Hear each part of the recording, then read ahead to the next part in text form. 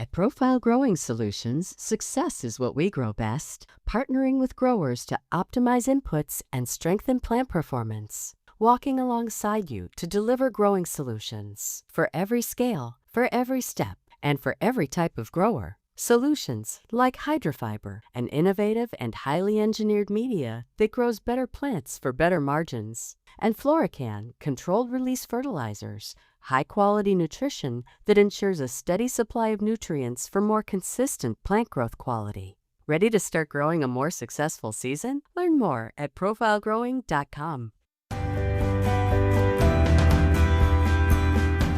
Welcome to Greenhouse Grower to Grower, the podcast where we're shaping the future of floriculture, one conversation at a time. We talk with the growers, leaders, and innovators shaping tomorrow's greenhouse industry today. From market trends, next-generation plants, and innovative production, to the challenges and breakthroughs redefining what it means to grow. I'm Brian Sparks, editor of Greenhouse Grower. Let's dig into what's next together. Hey everyone, it's Brian Sparks, editor of Greenhouse Grower. I'm recording this episode of the Greenhouse Grower to Grower podcast on Wednesday afternoon, July 15th, just after coming back from Cultivate’26 in Columbus, which I came home from late last night. So our team will have a lot more to say over the next weeks and months ahead about the show. But I wanted to use this episode of the podcast as a chance to kind of give some of my immediate takeaways from the show, because there's always so much to see. And I think sometimes it gets to be a case of the further away you get from it, you lose some of the details that came out of the show. So wanted to share just a few of my thoughts right after Cultivate had wrapped up, and certainly watch for more from myself and our team in the coming days. So as usual, it was a great event all around. I got into Columbus late Friday night and tried to use Saturday to attend as many of the educational sessions as I could. Saturday is the one day where you don't have a trade show that you're competing against on the education side. So this is my chance to take in some of those talks and try and learn as much as I could. When I go to Cultivate for the education experiences, I tend to seek out panel discussions at the show. I think that you can't really recreate those anywhere else. If you see something on the agenda that is one speaker talking about one topic, that's great, but you can always reach out to that person afterwards and say, hey, I missed your presentation, but I'd like to learn more about what you talked about at Cultivate. Panel discussions, it's a unique conversation that takes place right there. So those are the ones that I try and seek out. And I got to see 3 great panels of different topics on Saturday. The first one I went to was about automation wins. So it was a group of 4 growers on stage who kind of talked about what made the decision for them to go down the road of automation, why they did it, some of the things that they tried that worked, some of the things that they tried that didn't work along the way, and how that leads to kind of where they are today in terms of how they approach automation, both from an efficiency standpoint, cost management standpoint, and being able to work with your team and kind of show them that, hey, technology isn't here to replace what you're doing. It's here to make your jobs better along the way. So a really great discussion on that. And shortly after that, I was in another discussion, took a little bit of a different turn, talked about succession planning and wins in that process. So again, it was a group of 4 growers on stage. This time they talked about each of them, their process for growing up, living on the farm or at the greenhouse, leaving either for college or after college to go get experience in industries outside of horticulture. Their sometimes reluctance to come back to the greenhouse. I know a lot of them said that when they left, they really didn't think they had any intention of coming back, but the common theme was all of them eventually did, and kind of talk about how that process has gone at their companies, some of the hurdles that they had to work through to overcome. And what I thought was most interesting, some of the perspectives that they brought from their non-horticulture experience into how they run the business today. The third panel that I went to that day was ERP focused. So, there's a lot of growers that are going through implementation of enterprise resource planning systems. And so this panel featured 3 experts from 3 different software companies in the industry, talking about tips for growers on how to make the most of that experience, questions to ask your software suppliers, making sure that you're going through that process for the right reasons. And it all starts with identifying what you want to do as a company, rather than focusing on the features and characteristics of different software options that are available to you, looking first at, here's what I want to do and what do I need to use to accomplish this. So great discussion there. We'll have more articles on greenhousegrower.com on each of those panels over the next couple of weeks. So definitely watch out for those. I didn't get a chance, unfortunately, to go to the Ohio State Cultivar trial Saturday afternoon. Summer in Columbus, you never know with the weather. Sometimes you get the really hot weather. And of course, you get the summer showers that come through. And that's kind of what happened in this case. There was a massive thunderstorm that came through right about the time that I was about to depart for the cultivar trials. So had to miss that this year, unfortunately, but we will be following up with the trial managers as we do for other trials across the country as well to give you a perspective on some of the variety highlights that emerged from that trial. So watch for that as we get closer to the fall season here for Greenhouse Grower. Sunday and Monday are where you are literally spending your time running from one place to another because you've got education and you've got a massive trade show taking place. So tried to hit the ground running first thing on Monday morning, made a few different trade show visits, got to spend some time at our greenhouse grower booth and talk to some folks who stopped by, give them more information on what we're doing, some of the trends we're hearing. That was probably my best chance to catch up with, folks that I was making sure that I wanted to see while I was at the show. So thanks to anybody who stopped by for that. On Sunday afternoon, I was fortunate enough to lead a panel discussion that was focused on our Greenhouse Grower Top 100 survey. So this is the survey that we do every year that starts with a ranking of the 100 largest floriculture operations based on square footage in the nation. And then the survey digs into a number of other topics as well. We ask everything from, labor trends, production and business challenges, technology, where are you looking to invest in technology in the coming years, transportation challenges, transportation solutions, things like that. So what we did on the panel this year, we talked about takeaways from this year's survey. And something else we try and do every few years is kind of do an analysis over a few years period over some of the trends that have taken place. How have growers looked at AI, how that's evolved over the past 5 years? How have the number of growers using the H2A program, how that's evolved over the past few years? So I talked about that a little bit. Joining me for that discussion were two growers who are on our top 100 list. So Jonathan Kude from Sedan Floral in Kansas, and then Fred Wacker from Hampshire Farms in Illinois. They were on stage with me and really offered perspectives from their own operation on kind of what I just said, how they approach key industry challenge, some of the solutions that they found along the way. So had a nice crowd for that. And my thanks to Jonathan and Fred for joining me for that discussion. Monday was a lot of the same. Started off a little bit earlier in the day with the State of the Industry keynote that American Hort really does a great job at putting together every year. Maybe the best part about that was being able to get a chance to hear from Lionel, the new president of American Hort, for the first time. He talked to the crowd about his past experience growing up in South Africa, his experience on the aviation technology side of things, and how he's kind of bringing that perspective to this industry. So it's great to meet Lionel. And then we got to hear from those on American Hort's team.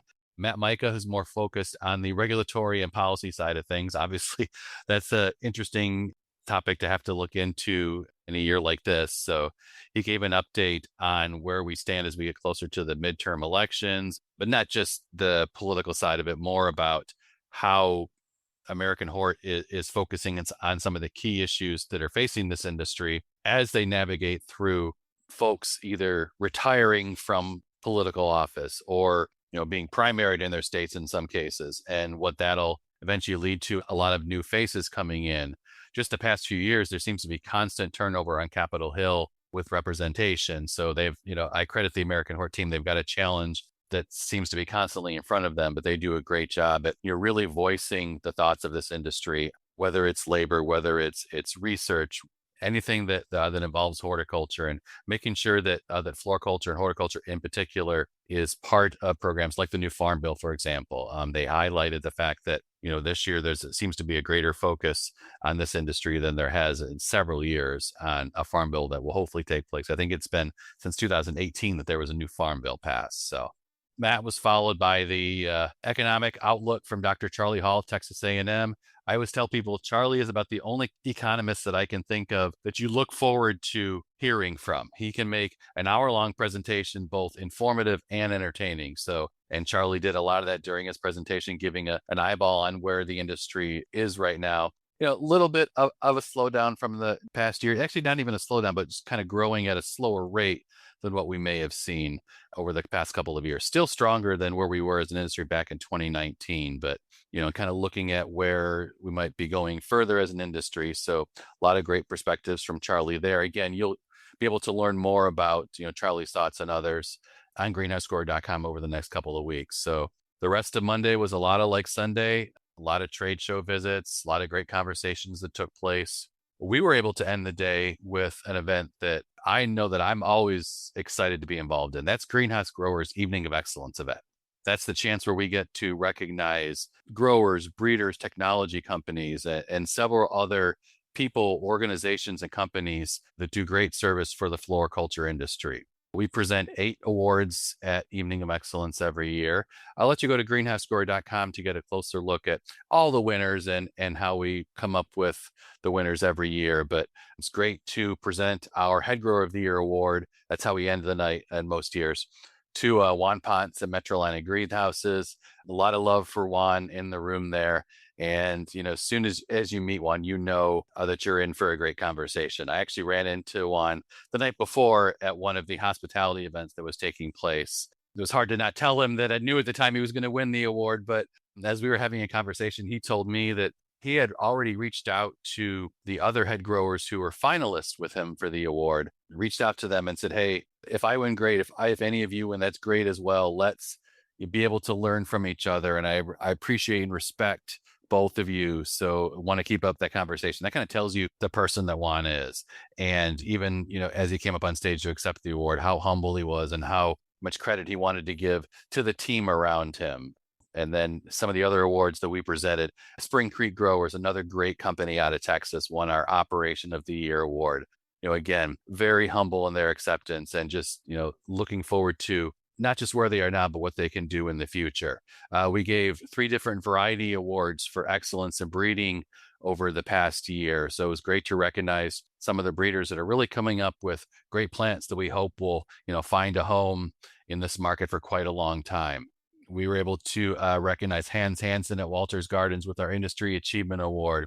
Hans is very soft-spoken, but he was thrilled to be able to accept the award. We look forward to telling more of Hans' story over the next couple of months or so. We recognize the Sustain-A-Bloom program, which has come out of American Floral Endowment over the past couple of years. It was really focused on bringing the concept of sustainability into a very practical way of growers being able to apply things across their companies, and really the whole industry as well. So again, just a chance to be able to recognize, greatness across the industry. So we were thrilled to be able to present those awards this year and, love being able to celebrate the industry along with the rest of you.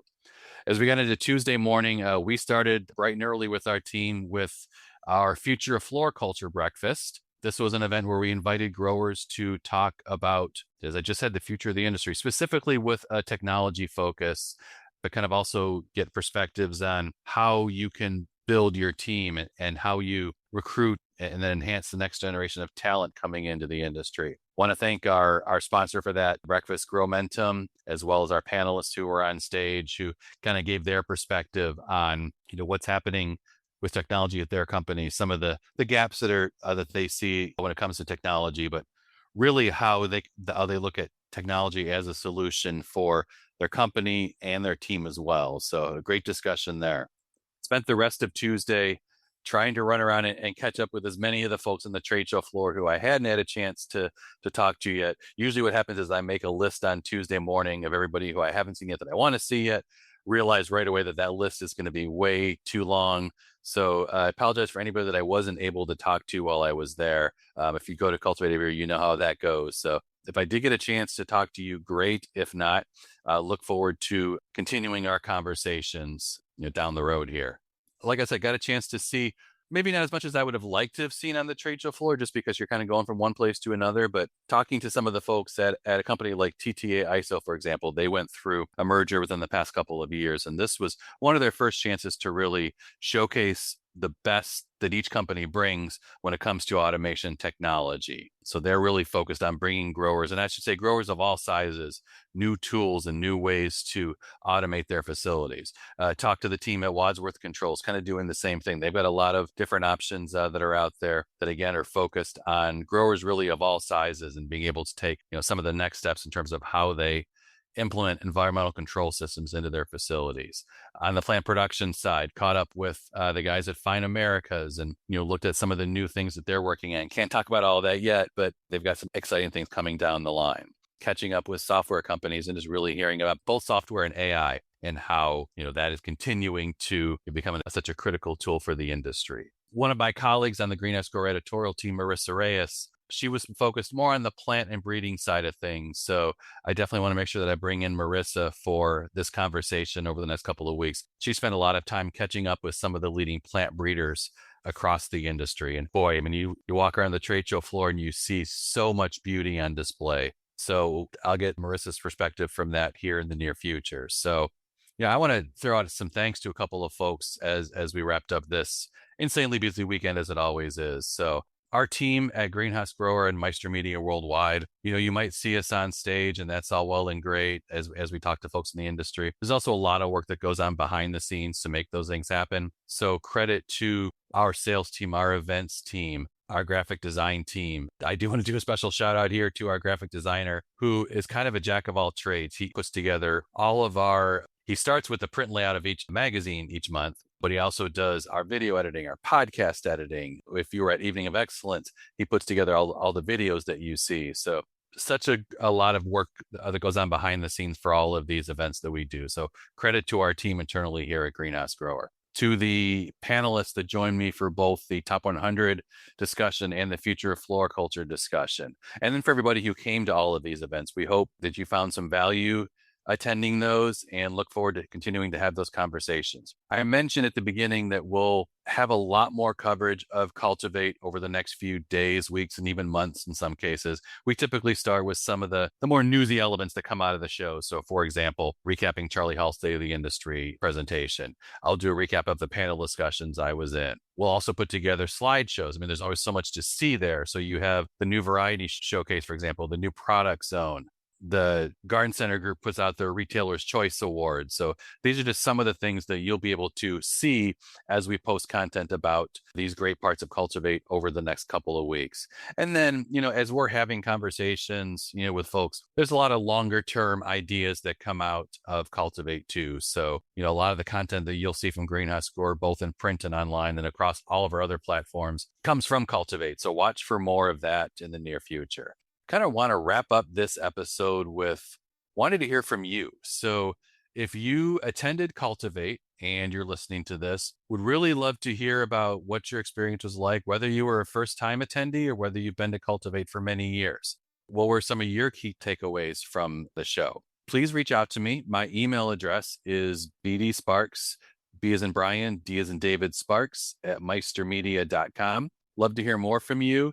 Maybe even give you a chance to join me on an upcoming episode of this podcast where we can talk about your experiences. I would imagine appreciate hearing from our team about what we're hearing and doing there, but I think they could learn just as much, if not more so, from your peers who attended the show. So would love to hear more about your perspective. So please reach out to me and let's have that conversation.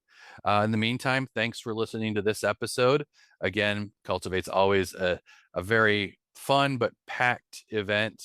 And, as like many of you who went there, I'll be spending the next few days kind of processing everything I saw, looking through all the business cards I collected, looking through all the notes that I took. I usually fill 2 notebooks just from walking around the show floor and running into somebody and say, hey, how are things going for you? What was the season like? What are you working on right now? So hoping to build more of that out into the near future here. But again, thanks for listening. Love to hear your feedback on Cultivate. And look out for more episodes of this podcast. Thanks, all.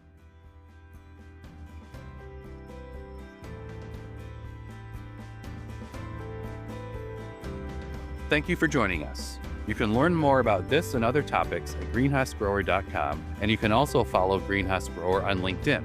Please subscribe to this podcast on iTunes, Apple Podcasts, or Spotify, and please leave us a rating or review as it helps other listeners find the show. The Greenhouse Grower to Grower podcast is produced by the team at Meister Media Worldwide. I'm Brian Sparks, editor of Greenhouse Grower.